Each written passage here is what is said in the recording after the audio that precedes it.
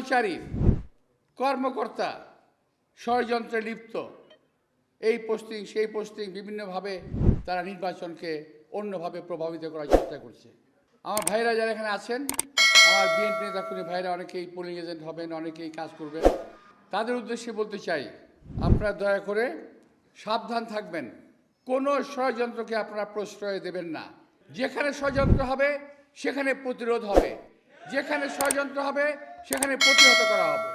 আর কিছু কিছু ছেলেপেলে আছে যারা উস্কানিমূলক কথাবার্তা বলে, কখনো আমার বিরুদ্ধে বলে, কখনো আমার নেত্রীর বিরুদ্ধে বলে, কখনো আমার দলের বিরুদ্ধে বলে।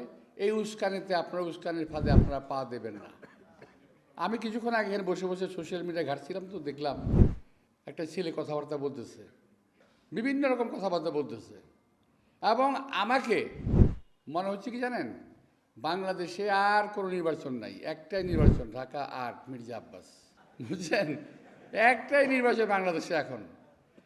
এই মির্জা আব্বাসকে যদি হারিয়ে দেওয়া যায় তাহলে বাংলাদেশে বিএনপি হেরে যাবে, এমন চিন্তা ভাবনা তারা করে, বোকার সঙ্গে বসবাস করছে।